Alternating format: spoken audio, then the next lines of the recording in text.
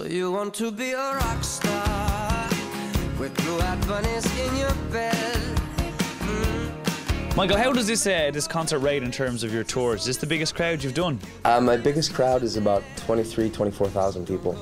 So this just kicks that crowd's ass. This is, it's huge. I mean, you know, I'm filming it tonight because it's something that I want to keep for posterity at least. I don't want ever to forget these nights. And one of the things that I promised myself was to really be present tonight and tomorrow, and to take time to really take it all in. You know, that's how I want to start the show. Really, I want to turn every single light on in the house, and I want to really grasp what's happening. I mean, the fact is, the business hasn't been in the greatest shape in the world. For a Canadian kid, you know, son of a fisherman, to come out and play for 50,000 people, you know, 100,000 people in a couple nights is incredible. I mean, it just surpasses anything you ever thought you could do.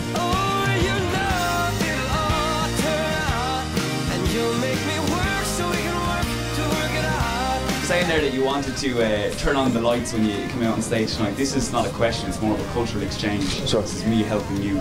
The Irish language, right, Gaelic language, yeah. To say how are you in Irish, you say Cunnas a Tatu. Cunnas a Tatu. Cunnas a Tatu. I guarantee if you say that when you walk out on stage, you'll get the biggest cheer you've maybe ever experienced in your entire life. Fine, then I'll do it. Cunnas a Tatu. Fine. I would love to talk. Thank you. You're very sweet. Thank you. I will use this tonight. Phonetically and all. I'm just hoping that they understand when I talk to them, because surely when they talk to me, I won't understand what the hell they're Try saying. once more, Jack. Give it a whirl. Kunasatawa-tu. Kunasatawa-tu. You know, I so badly just want to sing a Kuna Matata. Oh, when you're dancing with the world, you can flash your caviar in your $1 million car. I don't need that. Do you have any like pre-gig ritual or warm-up or anything like that? No, I have no. I honestly have no preparation, and I have no nerves. I really don't. I just can't wait for it to happen. I mean, this day is going to take a long time because I just want to get out there. I have zero nerves, and the preparation will be, I might play a game of ping pong against some of my band, have a little dinner. That's about it. Tell us, you worried about the rain at all? I wasn't worried. I mean, I actually felt like if it rained, I'd feel bad for the people out there, but it could make it a pretty interesting night. But I think it's going to be pretty dry. I think it'll be a little chilly. But I went and bought a whole bunch of. When I say a whole bunch, I bought like 13,000.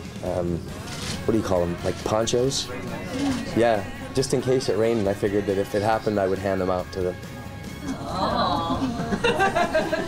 Well, it would suck if people were freezing cold, and you know, it wouldn't be as much fun. So. And now I can see every possibility. Somehow I know that you'll all turn up. You'll make me work. Michael, the females love you, and there's lots of ladies in the audience tonight. Do you think the men think of you as a bit of a guilty pleasure and love you secretly? I hope that I'm not a guilty pleasure, because a guilty pleasure sucks, you know? And I think that, you know, the media loves to write this stuff because I sing romantic songs and I wear a suit, but I'm in no way a girly boy. And I think that tonight you guys should, you know, you could help yourself out and help me out if you just go and you ask the men when they leave the stadium tonight. Ask them if they thought it was a good show, or if they felt that they tasted any vomit. You know, if I was a man's man, or I wasn't, you know. You didn't go see a jazz club and see a bunch of women in the club. It was men with skinny ties and, you know, cigarettes and really serious dudes. So it's weird for me when I hear that. But I get people want to put me in a box, and it's up to me to work myself out of that box.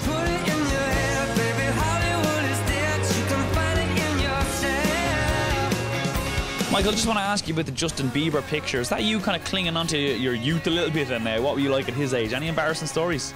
I was an embarrassing story, basically. I was 16. I was like every other 16-year-old kid, full of hormones and vinegar. And the whole thing with Bieber was the video. When you guys see the video, you guys will then understand what it's about. And it's not a mean-spirited video in any way. It's taking the out of the culture of celebrity and how wonderful and completely ridiculous that it is. And I know that we can be so amazing and being in your life.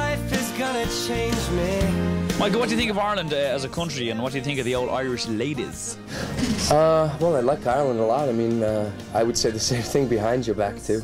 If I was in another country, I don't just say it because I'm here. I think it's a beautiful country. I mean, really nice people, warm people. And as for the women, I mean, that's my favorite is redheads. I've said it a million times in a million different places. And you have a lot of them here. And I love fair-skinned women. I like to, I don't know why, but so it's fun to be here and to look around. And I'm going to thank you, by the way, when I get the biggest cheer of my life. Thank you, sir. But thank you guys all for taking your time. I know that it's you probably enjoy it more if it could be one-on-one and not be smushed into a room with a billion people. But thank you very much for doing it. I appreciate it.